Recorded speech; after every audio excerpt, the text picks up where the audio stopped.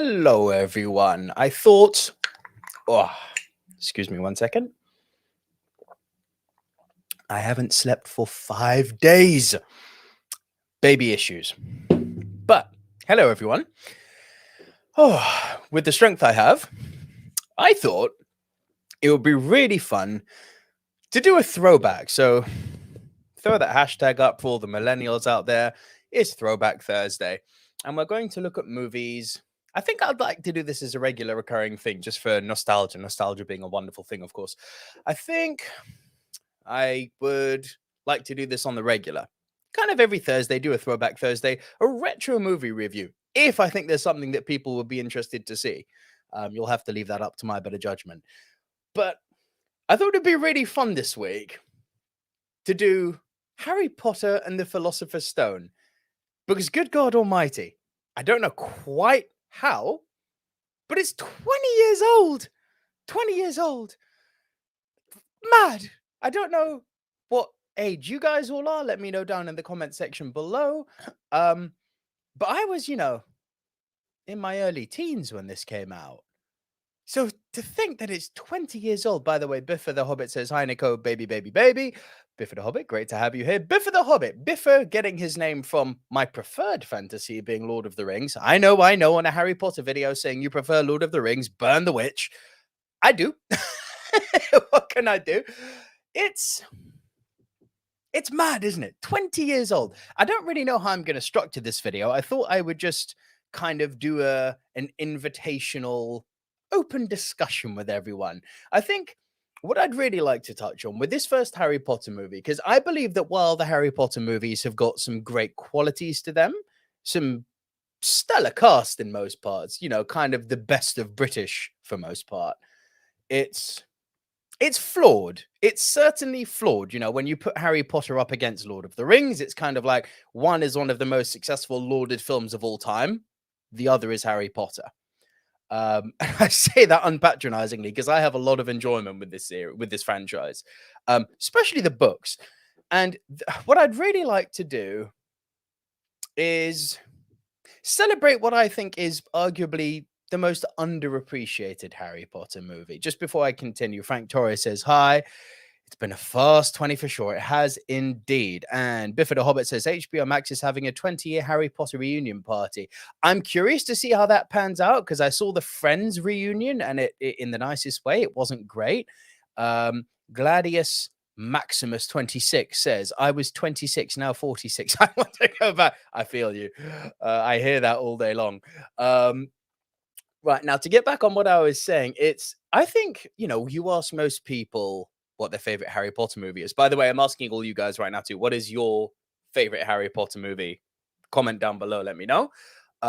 Personally speaking, I throw mine up. It's probably Harry Potter and the Prisoner of Azkaban. Love Gary Oldman, thought he was brilliant as Sirius Black. I love the dark tone it took. Love David Thewlis. Yeah, Prisoner of Azkaban, I'd say, is my standout, followed closely possibly by Harry Potter and the Half-Blood Prince. But no one ever talks about this one in high enough esteem. And often the times this one is kind of brushed under the carpet.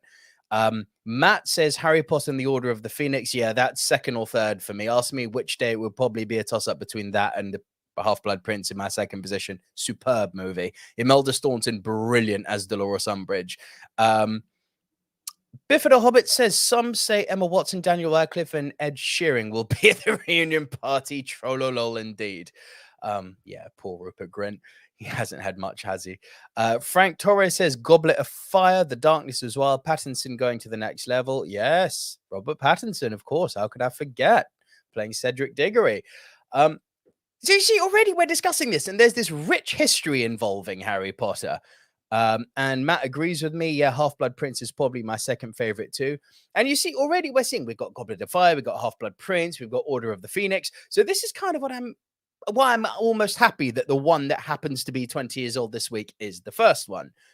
Because I think there's a magic to this movie. I think there's a real magic to this movie. And I think in terms of world building, none of the movies have actually come close to touching this one.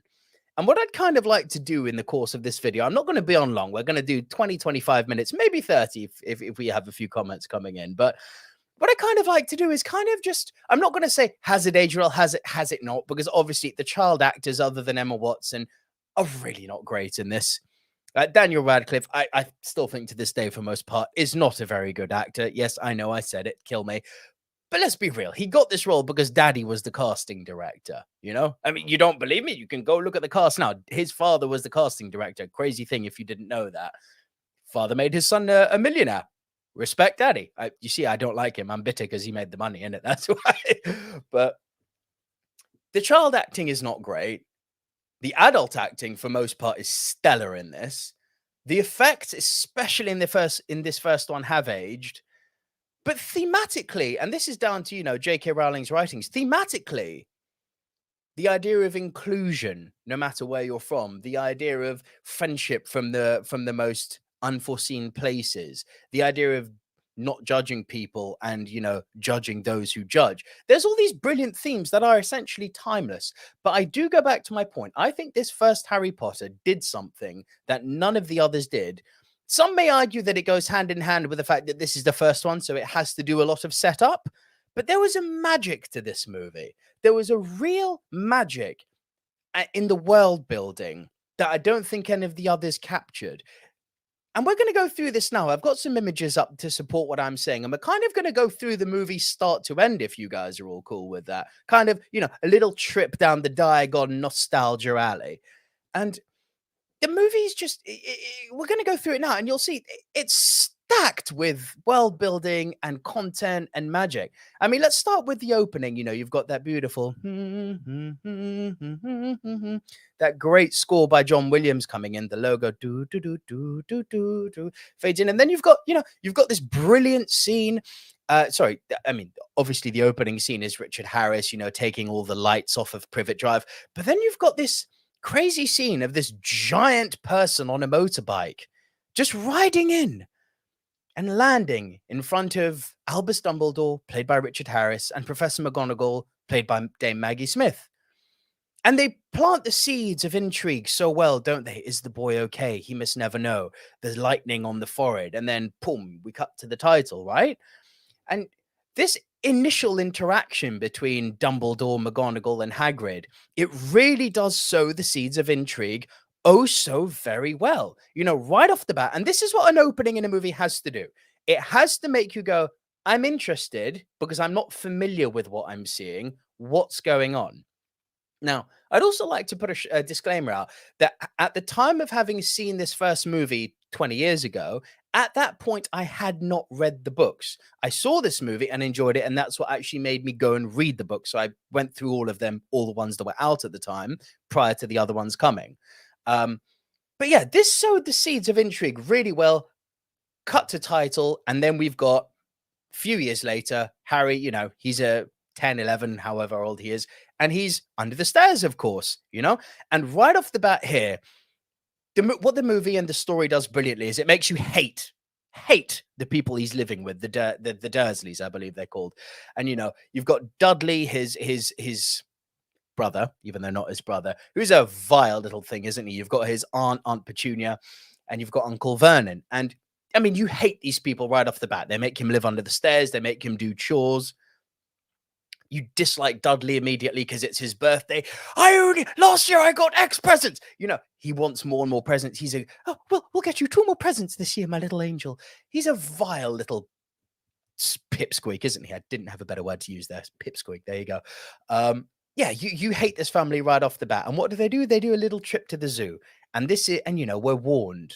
Uncle Vernon warns Harry, no funny business. But we get to the zoo and we have that very special zoo scene with Harry, as we find out in the later movies, speaking parcel tongue, speaking to the snake. Dudley pushes him out the way. The glass collapses because Harry did that little magical squint.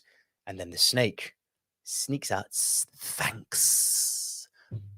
And all hell ensues. Because next thing you know, the glass is back. Dudley's behind the glass. Aunt Petunia and Uncle Vernon lose their mind. Cut to him being put under the stairs, but then the envelopes start to arrive. The owls start to arrive with all of the envelopes. And Uncle Vernon goes out his way to make sure that Harry doesn't see what's written in those envelopes. They know. We don't know. and Harry doesn't know. And then it escalates, doesn't it? You get that escalation. And this is where the magic really kicks in, up to, the culmination of this opening part, which is the plethora of letters all around, the letters everywhere. It's like, well, if Harry's not going to get his letters, we're going to make sure somehow he gets his letters. And yeah, it's almost Hitchcockian, isn't it? That scene where Vernon comes out of his house and you've got the owls all around. It's like something out of The Birds, isn't it? Really, that was a nice touch.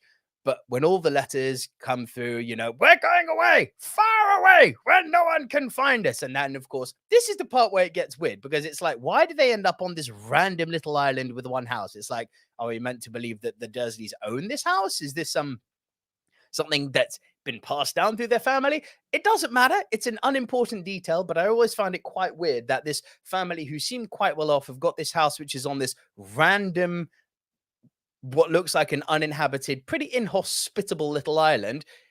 And you go inside the house and it's not the most pleasant looking. So that I was always a bit weirded out by that part. It's like, why here? Of all the places to go, why here? Anyway, no one can find us, except someone does. Good old Rubeus Hagrid, played by Robbie Coltrane. And boom, boom at the door, Hagrid walks in and he finally delivers Harry his letter and brings him a birthday cake. It is his 11th birthday, isn't it? Correct me if I'm wrong, guys. Just before we carry on, Biffa the Hobbit says, Nico, does Daniel Radcliffe have the most baggage actor in the world? I can't help thinking about Harry Potter whenever I see Daniel. Biffa the Hobbit, riddle me this. I'll go for the franchise which your name is based on. Does Elijah Wood not have more baggage? Discuss. Excuse me. Gladius Maximus says the best Harry Potter film is Goblet of Fire, more of a grown-up film than a teenage film. The fact that no one believed him that Voldemort returned in the next film makes it very doom and gloom. Yeah, fair take. Frank Torres says, an ex introduced me to the books. Listening to her describe them, I thought she was crazy. Months later, she was gone. 20 years, the books and movies are still in my collection. Timeless. Dry up, Dursley, you great prune, says Matt. Exactly. We're on track here. So let me just get back to what we were doing. So Hagrid has finally delivered this letter to Harry, and he says, you're a wizard, Harry. Meanwhile, in the background, you've got little Dudley eating the cake. And of course, Hagrid takes that opportunity after Uncle Vernon has said, I will not have some crackpot teaching him magic tricks. Never insult Albus Dumbledore in front of me. Pow! I'm going to turn your little piggy son into a literal piggy. And he's delivered the letters. You're a wizard, Harry. And then, of course, it's escalation time. We've now left the Dursleys behind, and it is time to enter the magical wizarding world. And I love everything that happens from here on out. This next section of the film is where the world building goes to another level. If you'll excuse me, guys, I'm just going to take my headphones off because it's really hot in here. Hopefully that hasn't caused any audio issues and you can all still hear me. Let me know if you can't in the comments, please. But we have now got to the stage where we are entering the wizarding world. Hagrid is taking him, holding him by the hand, kind of like in a father figure role, and he's taking him into Diagon Alley. And Diagon Alley is just wonderful. I remember that click, click, click, click, click of the umbrella on the brooms. The bricks part ways, and you've got this beautiful alley permeated by wizards everywhere. And this is where, as I said, the world building goes into another level, because you've got everything. He introduces him to the wands. He introduces him to the bank. He introduces him to everything, essentially. He explains that he needs to buy his school goods. But Hagrid, I haven't got the money. Well, enter Gringotts Bank, the goblins, more world building. We understand that goblins are, creatures that you don't mess with. They're creatures who look after the gold of the wizarding world. And of course, while we're in Gringotts, we've got further intrigue built, because there's the vault. Is it Vault 739? Correct me if I'm wrong. You guys are probably bigger Potterheads than me. But yeah, he takes him to the vault. And that's where we've got what turns out to be later on in the movie, the Philosopher's Stone. But we don't know what's going on at this point. But we do find Harry with many gold, so much money in his vault, which his parents left him, of course. And that then starts the chain reaction of going to all the shops. One of my favorite moments is seeing Mr. Alien Chessburst scene himself Ollivander giving Harry his wand. Now, that's a great moment too, isn't it? What a great idea that Rowling came up with, that the wand chooses the wizard. And they play this scene so well, don't they? Trying out different wands. No, no, definitely not. I wonder. And then, of course, we get a bit of backstory on He Who Shall Not Be Named. Its brother gave you that scar. Brilliant stuff, and then we need to find out about this person who gave him the scar. So there's a scene with Hagrid and Harry in a bar where he says, Voldemort, and you get a backstory on Voldemort. We fast forward a little bit now because I want to keep the point of what I'm doing here is I want to keep on the points of the movie, which I think make this movie one of the most special in sense of how magical it is. It doesn't have the most adult story. It's very kiddie friendly. I think we can all acknowledge how kiddie friendly this first one is, which is appropriate given the age of the actors and probably given the demographic. J.K. Rowling very much wanted to target a certain demographic of child. And then as the readers, as the watchers grow up, the characters in the story grow up as well. So it was well done. But this is very kiddie movie, but I want to focus on the moments of magic here. So let's cut ahead a little bit because we now meet the Weasleys at the famous platform 9 3/4. And everything building up to this is great, isn't it? Asking the person working the TFL staff, like, where's platform 9 3/4? 9 3/4, you're having a laugh. And then, of course, he finds it. And how do you get through? But he sees the Weasleys all going through it. That's where we meet Ron for the first time. We get through the wall to platform 9 3/4, and we see the majestic Hogwarts Express. Now, everything that follows from here, again, I adore because, Ron comes into the cabin with Harry, and all the other cabins are full. So they, make a bond that way right off the bat. You get the scene with the train cart coming by, and you get the chocolate frogs, you get the magic cards, you get Bertie Bott's every flavored beans. The fact that the wizards have their own version of jelly beans, I mean, well done. And the fact that they took the time in this movie to show that, I love. And then, of course, we get to the trio. Hermione Granger, played by an oh so young Emma Watson, enters the fray. Has anyone seen was it a rat? No, Scabbers belongs to Ron. No, Scabbers belongs to Neville. Sorry, I'm quite wrong about that. So, has anyone seen? It was a rat, wasn't it, Scabbers? No, guys, help me out here. Scabbers was Ron's rat. What did Neville have? Was it a toad? I think it was a toad. I'll wait for you guys to catch up in the comments to help me out on that one. Bifford the Hobbit, while we're rating, says, in Florida, they build a replica Diagon Alley at the Universal Amusement Park. It's breathtaking. We've got one here, too, at the Warner Brothers Studios in London. It's awesome. Frank Torres says, Diagon is where the true immersion began for me. Yeah, exactly. Exactly right, Frank. It was superb world building, everything. And then Dennis Kenga says, Harry Potter isn't a Horcrux. Okay. We're skipping ahead a few movies here. And Frank Torres says, and we all wondered what kind of wands we'd have, both creative and merchandising gold. Yep. They knew how to rake in that money, didn't they? Dennis Kenga says, Voldemort can feel love. That's true. Matt says, yeah, Trevor the Toad. Thank you, Matt. And Dennis Kenga then says, these are true. Stop lying to yourselves. Dennis Kenga, I think you might be belonging in House Slytherin, my friend. But yeah, thank you, Matt, for that. Trevor the Toad. So yeah, Hermione comes in. Has anyone seen a toad? A boy called Neville has lost one. That's it, isn't it? And then, of course, this is great character building here because she then turns to Ron, who is about to perform some magic, and she says, oh, are you doing magic? Let's see then. So she's a real, up herself snobbish, but justifiably snobbish because she's so well bloody educated. Sunshine Daisies Buttermellow turned this stupid fat rat yellow, or something like that, wasn't it? And fails. And then, well, it's not very good, is it? I have only done a few spells myself, but for instance, Oculus Reparo fixes Harry's glasses, right? So you've got this fractious but loving relationship that's been built with all these characters right off the bat. And then, of course, we arrive at Hogsmeade. We don't know at this point that it's called Hogsmeade. That comes in the later movies. And then, this scene is beautiful too, isn't it? Where Hagrid takes them all to the boats because they're in their first year. And yeah, that iconic scene of the boats, which don't need to be rowed because magic, with the beautiful lights and the stunning castle that's the setting for Hogwarts looming and getting bigger in the background, all the kids looking up at the castle in utter wonderment. And then, it's all been a bit peaches and cream until now. So let's pick it up. We need to inject some conflict. We need to inject something into the movie that's going to become more a bit more than the lovingly fractious relationship between our trio characters.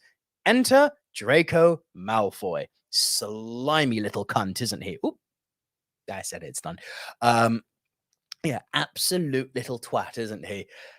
And again, much like with the Dursleys, right off the bat, you hate this character, insinuating that you need to make friends with the right people, Potter. I could be your friend.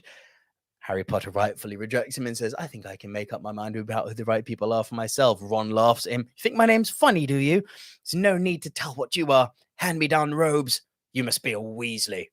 So yes, very elitist. Very, very, very elitist. I feel like Malfoy is the type of person who does his shopping at Harrods and then smirks at people who want to shop at Tesco or Aldi. He's that type of person. So even though it's in the Wizarding world, he's instantly hateable. Just before I continue, a few comments have come in.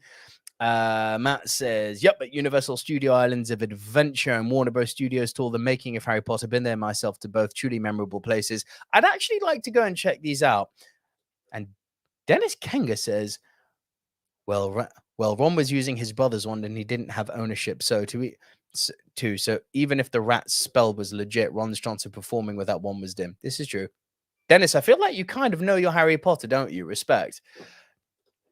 But after we've had our little, tete-a-tete now with with Draco and Harry, we again come to a truly, let me just remove that comment. We again come to a truly magical scene. Banana, banana, ba, ba, banana. Enter the Great Hall. This is spectacular. It really captures everything about what you would want in when presenting a boarding school. You've got the kids who are, who've been there a few years, who are looking on and welcoming all of the youngsters, the tables clearly separating the four houses, the candles floating, of course, the enchanted ceiling. And then Hermione, because she can't help herself, says, it's not real, it's just meant to look like the outside. I read about it in Hogwarts, a history. So again, we're doing character building. We're peppering things intermittently here and there. And of course, we've got the great scene which pans and shows all of the teachers, Richard Harris playing Albus Dumbledore.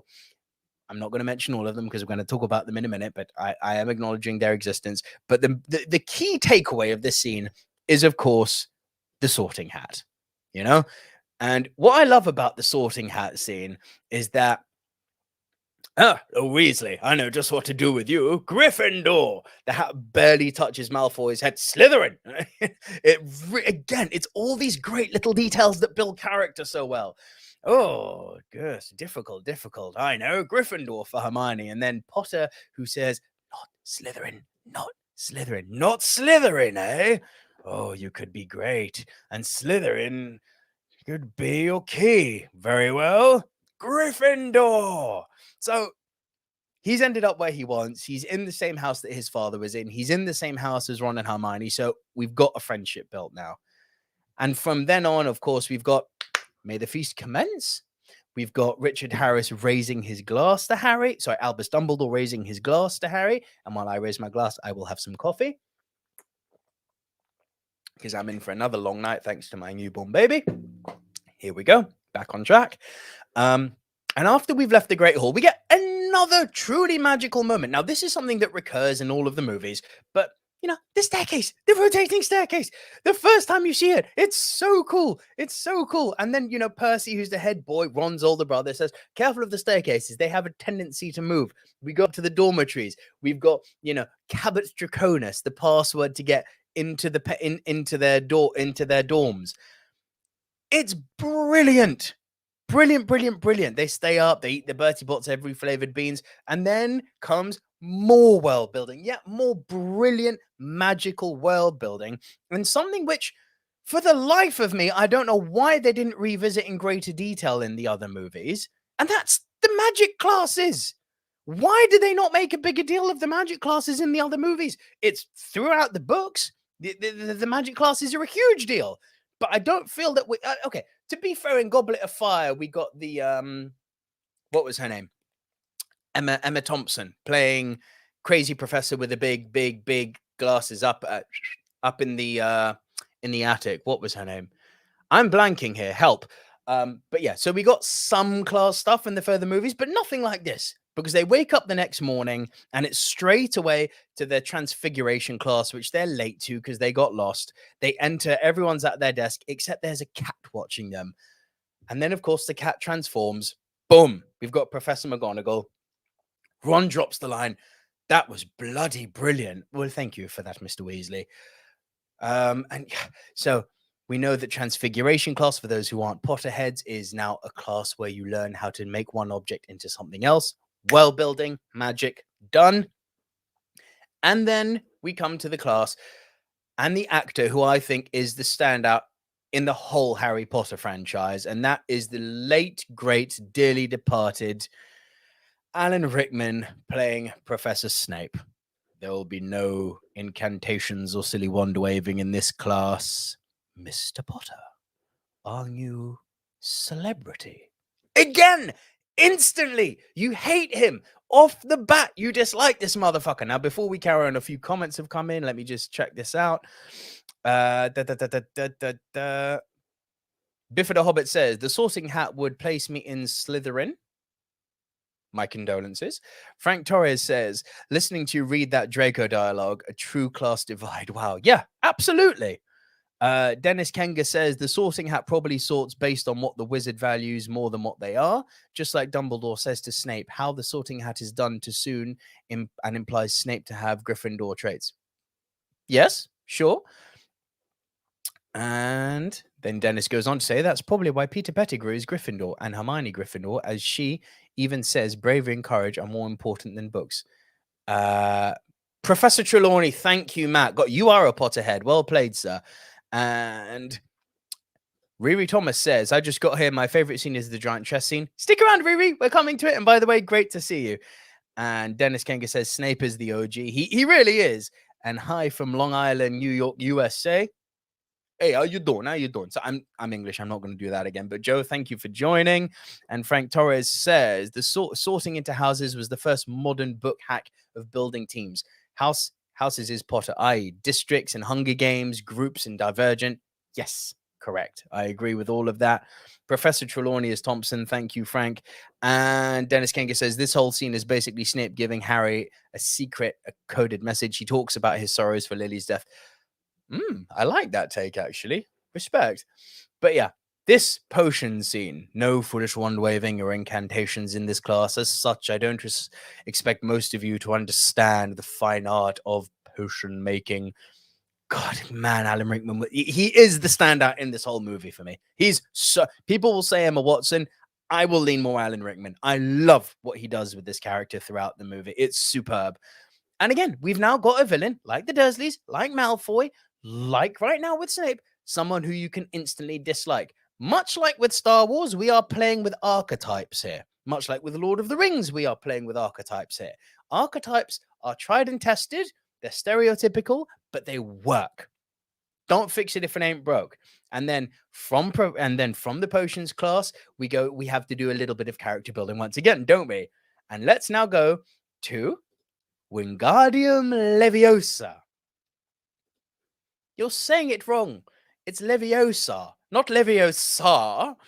Brilliant. Again, we've got Ron being a little bit too pugnacious. We've got Hermione being a bit too cocksure, but again, justifiably cocksure because the girl's got skills. Let's be real. The girl's got mad skills. And the idea of her lifting up this little feather, it's wonderful. It's wonderful.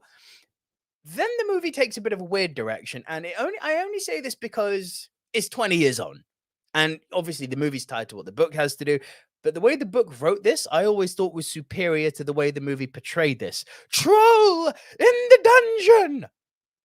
And you can see here, the effects have aged. Now, how do we get to the troll in the dungeon? Because obviously Ron took the piss out of Hermione saying it's Leviosa, not Leviosa. Hermione spends the whole day in the girls' bathroom crying. They hear about it. They hear there's a troll in the dungeon. They go to save her, right? But yeah, they beat the troll. But I mean, look, the effects on this troll have aged. I mean, this looks like Shrek's stupid cousin. I mean, and look at these ears. I'm just saying, somebody in this troll's family knew somebody in this troll's family, if you get what I mean, right? The effects on this have not aged well at all. Especially bad is the scene where the troll is actually, holding Harry up by his legs. It looks horrendous. Now, it has aged terribly, but it's 20 years old. Kind of not a justification, because there is still a load of things in the Lord of the Rings, not the practical stuff, obviously, because that won't age, but the CGI stuff, there's a lot of it in Lord of the Rings which has aged, but also a lot which hasn't aged. I mean, shit me, there's some stuff in Star Wars The Phantom Menace which looks still amazing to this day. So although I forgive it partially for having aged, because it's just a process of time, isn't it? Effects will age. You can't defend it too hard, because there were other movies that came out around the same sort of time which were, on a superior level. So I do think that they skimped a bit in the effects department, and the troll didn't look great, but it was cool. We've had goblins, we've had trolls, we've had all sorts of cool stuff beyond the wizards themselves. And then comes the part that I really, really love. For me, this is one of the standout moments again of the movie, and it's magic. And this is something again which I'm pissed off that they didn't bring back properly in the Goblet of Fire for the World Cup. We need to talk about Quidditch. Quidditch is awesome. Let's just be real. Wizard handball meets wizard soccer meets wizard rugby. It's all sorts of cool, right? So you've got the scene with him and Oliver who teaches him what the different balls are. You've got the golden snitch. It's been a while since I've seen a Potter movie. You've got the golden snitch, you've got the quaffle, you've got the bludger. I think I'm getting all these right. Correct me if I am wrong, guys, please. But yeah, so we've built up what Quidditch is and what the game rules are, but now, boom. And, do you know what? I've forgotten something, because I've forgotten the part with the actual broom class, haven't I? So that's a pretty magical scene, but I didn't think it was as magical as the other parts, mostly because they gave that away in the original trailer. Up. It's a cool scene, and that's what leads to McGonagall seeing him catching that remembrance object, which Draco Malfoy stole from Neville. Wow, we're getting deep and geeky here. And we're 32 minutes in. I need to speed this up a bit. So, Quidditch, amazing. Of course, we were only ever going to see one Quidditch match in the movie. And of course, it was going to be Gryffindor versus Slytherin. And of course, Harry Potter wins, gets 250 points, catches the snitch, and the game is over, and Gryffindor win. It's well filmed. I would argue the effects in this scene are far superior to the effects that we had for the troll scene. Love Quidditch. Please excuse me one moment. My apologies. Thank you. Before we continue, just go to a few comments.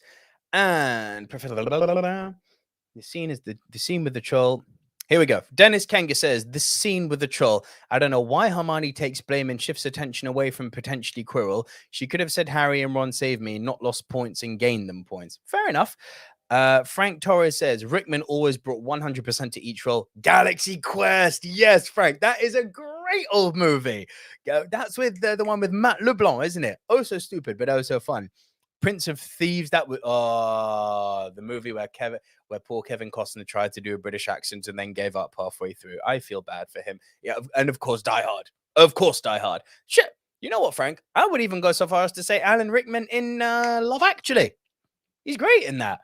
Joe Bessafan says, you're right about the Phantom Menace's effects. They're still cool. Thank you, Joe. I'm glad we agree. And Dennis Kanga says, Quidditch isn't explained correctly by Oliver. He says, you catch the snitch, we win the game, Potter. But catching the snitch ends the game doesn't always mean win. That's true. As seen in you do know your stuff, Dennis. That is very true. It doesn't always win, as shown in the Goblet of Fire, the book, because the movie, again, skipped over the Quidditch World Cup. But yeah, what's his name? Victor Krum. He caught the snitch, didn't he? But Ireland battered Bulgaria. So he caught the snitch, got them 250 points, and they still lost. So officially speaking, yes, you are correct. But again, easy, Dennis. This is first movie. We're just building to stuff here. And obviously, they obviously framed it this way because they thought they were never going to really go into greater detail in Quidditch, which they sadly didn't. And I think that was a missed opportunity. Quidditch should have been far more involved with the movies. It was great in the books, but I wanted to see more of it in the movies. And this is kind of the recurring point that I'm making. This movie did world building than any of the other Harry Potter movies, not solely because it was the first movie, but It just chose to. It took details from the books, which the other movies, for better or worse, skimmed over. And Rimsha and Jum says, hey, back to you. Now, back to the actual running through down this nostalgia act that we're doing here. So we got to a point now in the movie which I found quite a bit laborious because, we've got them running through the halls. We've got them finding Fluffy, which we'll come back to a bit later for the first time. We've got them talking with Hagrid. To be fair, one part which I do have quite a good memory of is the famous Christmas scene where he gets given the invisibility cloak. That was quite cool. But again, the green screen on that doesn't look so good nowadays. But it was cool. I like the idea of an invisibility cloak. It did, it was very much like, okay, the one ring makes you completely invisible. And the invisibility cloak is poor green screen. You can tell I'm a Lord of the Rings guy. Anyway, I want to skip ahead here a bit because this middle chunk, there wasn't much that really wowed me. The part which I thought the movie picked up again was when they went to Hagrid's house and we met. The effects aren't good here, but it's still cute. Little Norbert, the Norwegian Ridgeback, little Norbert the dragon, they go into Hagrid's house after dark, which they're not allowed to do. Excuse me. He's got this big egg. They don't know what it is. Ron does, but most of them don't. It's a dragon's egg. Little Norbert hatches, straight away sets Hagrid's beer on fire. Magic. Absolute magic. Of course, Draco Malfoy, being the see you next Tuesday that he is, rats on them, but they all get into trouble as a result. And again, build on the world building. Good sentence, Nico. More world building here. We go into the Forbidden Forest. And they'd play. Here's the thing. I've always found that this is kind of a blanket statement that books capture things better than movies can. But the old forest scene in the Fellowship of the Ring, which never made it into the movie, sadly, really unsettling. The Forbidden Forest scene in the Harry Potter book, really quite unsettling. I like the fact that the Forbidden Forest showed something that was kind of like with the goblins and troll, that there are creatures that are beyond the wizarding world. Like, this is a very, very rich world full of all sorts of creatures, dragons, three-headed dogs, the works, right? And you get a plethora of that in the Forbidden Forest. But it wasn't scary enough. I wanted there to be more chills. But it's an important scene because, of course, this is the first time we see, although we don't really see him, we just see this kind of ghostly apparition. We see this creature who we later find out is Lord Voldemort, sucking on the blood of a unicorn, which, again, that's pretty cool. But then the centaurs come and save Harry. And we've got cool world building here too. They explain that you drink the blood of a unicorn. Yes, it keeps you alive, but it completely corrupts you. I'm sure Dennis is going to correct me on that in just a moment. And yeah, so the Forbidden Forest, that's a pretty cool magical scene. Now, sadly, the end of the movie does take a bit of a nosedive for me. Let me just go through a few of the comments here before we wrap this up. Let's start with Riri Thomas's comment here. What house would you be and what house would AJ be, do you think? I got Ravenclaw on the Pottermore test. So, Riri, I'm with you. I got Ravenclaw on the Pottermore test too. AJ's not a big... AJ's a weird one. He's not a big fantasy guy. He likes comic books, as you've seen from the Top 10 show. He loves that shit. But he's not so hardcore into Harry Potter. Or Lord of the Rings, or Star Wars for that matter. And yes, Star Wars is fantasy. Come at me. What do I think AJ would be in? Hufflepuff would be my guess. Joe Bessafan says, Harry Potter Hogwarts Battle cooperative board game is a lot of fun. If anybody is stuck on a Christmas gift, give it a try. Christmas buying advice from Joe Bessafan. Thank you, sir. And Dennis Kenga, I knew this was going to come at one point. Plot hole. How does Hagrid find baby Harry, even though the house had Fidelius Charm protecting it and the secret keeper wasn't dead, meaning Dumbledore couldn't tell Hagrid? Dennis, you've gone too deep for me there. I'm afraid I can't answer that. If anyone else cares to answer that in the comments, go right ahead. And Matt then says, didn't Norbert get sent off to Romania to Charlie Weasley? He did indeed. There's even that scene where Harry, Ron, and Hermione come to comfort him, and Harry says, but won't he be happy with other dragons? Yeah, but what if he don't like the other dragons? He's only little after all. I hope that was a good enough accent. Dennis Kenga then says, McGonagall is a pretty harsh teacher. Students are sent to investigate a murder and risk their lives as punishment for being outside at night. I don't know if it's going to investigate a murder. Like when you're talking about, unless you're talking about animal murder, like unicorns have been disappearing. They were not they were going to find, but okay. You know what? We're pulling at straws here. Dennis, I actually agree with you. McGonagall is a harsh teacher. It's the world we live in. Spot on Hagrid accent, mate. Thank you, Matt. Appreciate that, buddy. Right, so let's go to this last scene now. So with this last scene, we're back in the castle.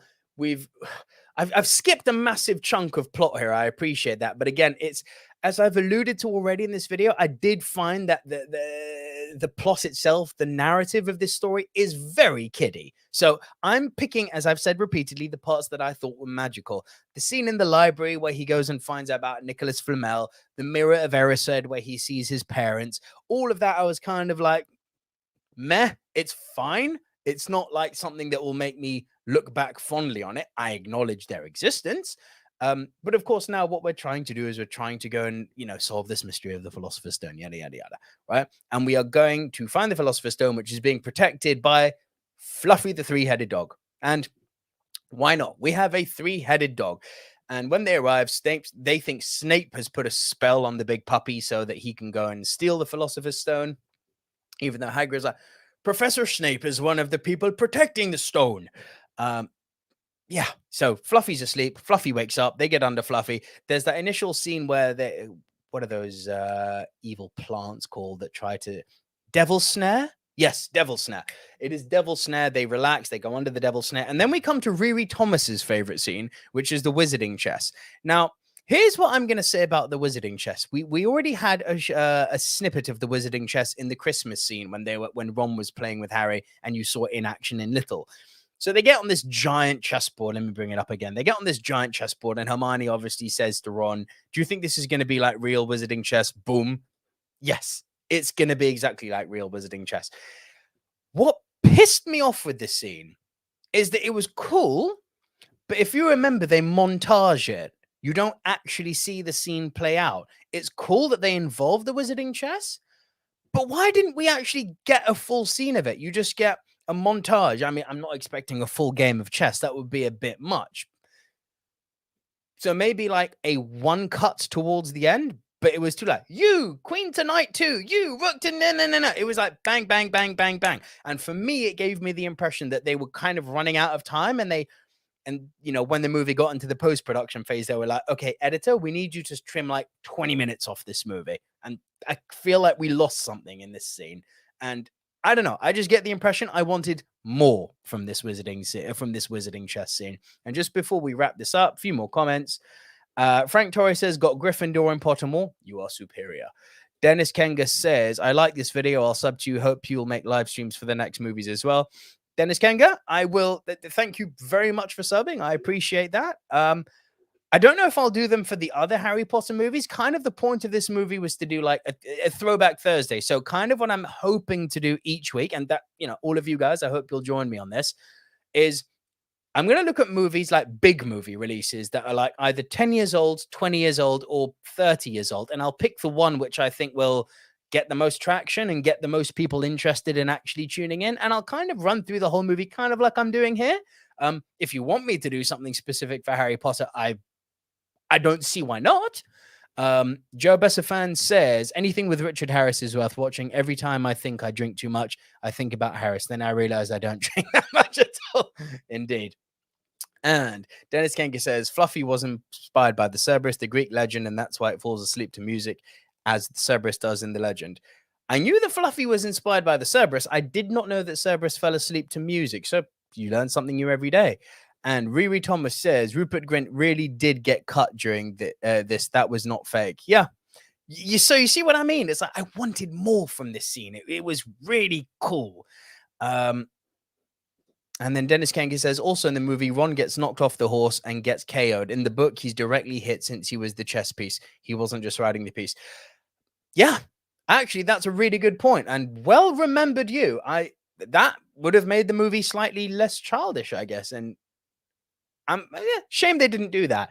But look, we get to the final part of the movie, and for me, the movie fell off a cliff here. And we're all different. If this resonated with you and this worked for you, wicked. As I've said always, when it comes to movies, if you like something and someone else doesn't, the person who likes the thing wins. You win at life. Like, you win in the game of movie liking, right? You don't want to go into a movie hating something or hating the movie itself. This scene, sadly, for me, did not work. Everything up until the end credits here, for me, really falls flat. Because, and there's three different reasons for it. Let's start with this first one. The Quirrell Fight, the big revelation. Yes, it was me. It was me all along, boy. No, not Professor Snape. So you get this really, really, really, really rushed exposition of how, and this is, again, why it's difficult to adapt such deep narrative from a book to a movie, because you always have to rush things, right? But this isn't the movie's fault. I actually never even liked this in the book. I don't like the way that he who shall not be named Mr. Voldemort is on the back of the head. It's a creative thing. Like, that was the creative decision they made. I'm not saying it was the wrong one. It was just something that I personally didn't really like. So this whole fight scene feels rushed. Harry touches him. What is this magic? Fool, get the stone. Right? Okay, yeah. Touches him, kills him. Quirrell melts. Then we end up, we go back to the infirmary, and good old Richard Harris is there. And this is where the second point bothers me. And again, not the movie's fault. It's the book's narrative. There's one thing I do not. So everyone's got their things they don't like in books and movies, right? Get a little insight. There's one thing I hate in movies. A pet peeve of mine is when you have a character calling someone and say, I got something to tell you. Meet me at this place in 20 minutes. Why can't you just tell me over the phone? No, I couldn't possibly tell you over the phone. Meet me at this place in 20 minutes. Okay, well, we all know that that's not going to happen. And we all know that the person saying, meet me here in 20 minutes is going to die, right? Pet peeve. Hate that. And another pet peeve I have when it comes to entertainment is I do not like it when the power of love is the answer. And Richard Harris, for all of his greatness, does his best to deliver the line, love, Harry. Love is what saved you. But it's a tricky one, because I suppose essentially the whole themology of Harry Potter is about love and acceptance and friendship and family. So all love linked, right? But I do not like movies being solved by, we killed the evil because power of love. Didn't work for me. Not the movie's fault. Creative decision. And then, of course, you get to the final in the Great Hall where it's like Slytherin are winning. It's like, okay, we all know Gryffindor are going to win this somehow. And of course, Gryffindor wins. Again, not the movie's fault. That just goes down to a narrative decision. That one I can partially forgive, because it is essentially a children's story. It is a children's book. So, of course, the good guys have to win. But they dawdled on this scene for so long, rewarding Gryffindor their points. I mean, it was nice that Neville Longbottom got the winning 10 points, but they dawdled on this scene for so long, time that I think could have been given to the wizarding chess, And yeah, you wrap up, Gryffindor wins. You get to the final scene at Hogsmeade. Hagrid bids them adieu. Roll credits. Dun, dun, dun, dun, dun, dun, dun, and we're done. And so that is a very, very, I've basically taken 48 minutes to sum up a movie that's 2.5 hours long. So I've done all right, I think. All in all, having revisited it, what do I think of Harry Potter? The franchise as a whole, as I've repeatedly said, is flawed. The child acting performances, even from the great Emma Watson, are flawed. The adults do what they can with not much script. Robbie Coltrane is a great actor. He doesn't have much to do. Alan Rickman is a brilliant actor, doesn't have much to do. Likewise for Richard Harris, likewise for Maggie Smith. You've got brilliant actors in this, but they aren't given much to do because the focus is on the kids, right? So if unfortunately you're having a focus on the part of the movie that is weak because the actors are young, they haven't developed into proper thespians yet. Daniel Radcliffe, I maintain, never did. But all in all, although the graphics have aged, although it's not doesn't seem to be anyone's favorite movie. I maintain that even 20 years on, Harry Potter and the Philosopher's Stone has lost none of its magic. The world building is second to none. It still retains its intrigue. Now that I've got a daughter, it's something that I'm genuinely really looking forward to showing her as and when she gets older. It's magical. It's bit peaches and cream. It's a bit predictable, but if you take it in the scope of the fact that it's a children's film and that it can be enjoyed as such, I think this is a wonderful movie that even 20 years on should be enjoyed by everyone. So I'd love to know what you guys think. You can comment down below. I have got, getting very hot in here. I have got to wrap this up now, but I'll just read the last few comments. Dennis Kenga says, the power of love wasn't exactly the answer. Lily loving Harry caused her to stay in between Voldy and Harry, which created sacrificial protection. So technically, this ancient magic saved him. Technically, yes. But according to this first movie, what you're talking about happens later in further readings and in further movies. At this point in this movie, what saved me? And Dumbledore says, love. Love. Bifford the Hobbit says, I'm doing a Harry Potter marathon. Happy 20th anniversary, Potheads. Happy 20th indeed. And Riri Thomas says, my fave line is from Dumbledore at the end. It takes a lot of courage to stand up to your enemies, but a great deal more to stand up to your friends. So true. Matt says, great review. You brought up some points that I hadn't realized before about the film. I do agree with you about how the film ended. Nevertheless, I fully love this movie. Trilogy, yeah, okay, yes, we agree, Matt. It's fun. And Joe Bessafan says, my movie pet peeve is when the villain tells the hero that they're both really the same. Yeah, right. We're the same, you and I. That was the fine. That was fine. The first 100 times I saw that. Yeah, indeed. And then Dennis Kangle with the final statement says, just thinking the Philosopher's Stone must have had other powers because the power of longing life wouldn't make Voldemort come back to power. Would this relate to Dumbledore's works with Flamel? Who knows? Who knows? Tweet J.K. Rowling. Maybe she'll answer you. And Matt says, not trilogy. Not sure why I put that in there. My mistake. All good, buddy. Don't worry about it. But guys, thank you all for joining me. I really, really appreciated you taking 51 minutes of your valuable time to listen to a silly fool rant about a 20-year-old movie. So it's really appreciated. Love the interaction. Love seeing you all. I have got to fly now, but you can please, if you want to, come back to the channel this coming Tuesday at 8 p.m. We've got our new top 10 show. I'll be joined again by AJ. And with a bit of luck, I'll hopefully be doing another Throwback Thursday next Thursday. Have a look on our YouTube community tab and I'll let you guys know what it is. Or you can follow us on Twitter at MovieMTRushmore. But that's all from me from now, guys. Really appreciate seeing all of you. And I will see you all hopefully on Tuesday.